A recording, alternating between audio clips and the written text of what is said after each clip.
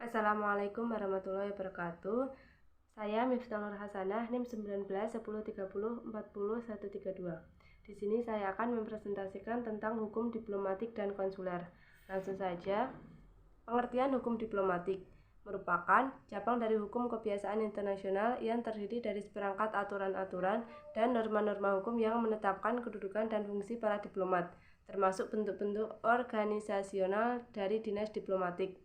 Selanjutnya, pengertian konsuler adalah perwakilan yang kegiatannya meliputi semua kepentingan negara Republik Indonesia di bidang konsuler dan mempunyai wilayah negara pertama. Yang ketiga, sejarah hukum diplomatik. Sejalan dengan kemajuan ilmu pengetahuan dan teknologi yang banyak mempunyai dampak terhadap perhubungan antar negara dan perkembangan anggota masyarakat internasional dengan laju pertumbuhan negara yang baru merdeka, maka dirasa adanya tantangan untuk mengembangkan lagi kodifikasi hukum diplomatik secara luas. Pengembangan itu tidak saja ditujukan untuk memperbaharui, tetapi juga dalam rangka melengkapi prinsip-prinsip dan ketentuan hukum diplomatik yang ada.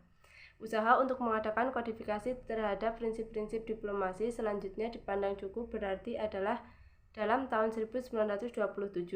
Pada masa Liga Bangsa-Bangsa, sesuai dengan resolusi Dewan Liga Bangsa-Bangsa, telah dibentuk komite ahli untuk membahas perkembangan kodifikasi perkembangan hukum internasional, di mana telah dilaporkan bahwa dalam subjek hukum diplomatik yang meliputi cabang-cabang pergaulan diplomatik antar bangsa haruslah diatur secara internasional.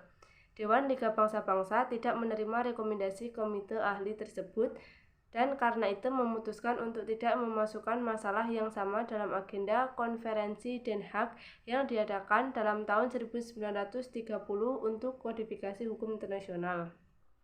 Hak-hak utusan diplomatis. Pemberian hak-hak istimewa kepada seorang pejabat diplomatik ini sudah ada dan dijamin jauh sebelum lahirnya Konvensi Wina tahun 1961.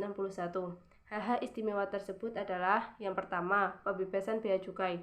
Konvensi Wina tahun 1961, pasal 36 ayat 1 menyatakan bahwa seorang pejabat diplomatik dibebaskan dari kewajiban bea cukai, baik bea termasuk maupun bea keluar, termasuk pajak-pajak lain yang berhubungan dengan itu terhadap barang-barang untuk keperluan dinas perwakilan diplomatik, barang-barang untuk keperluan pribadi pejabat diplomatik atau anggota keluarganya, seperti barang keperluan rumah tangga, termasuk barang-barang yang dimaksud untuk menetap. Ketentuan ini juga berlaku terhadap para pengikut dan pembantu-pembantu rumah tangga pejabat diplomatik yang bersangkutan.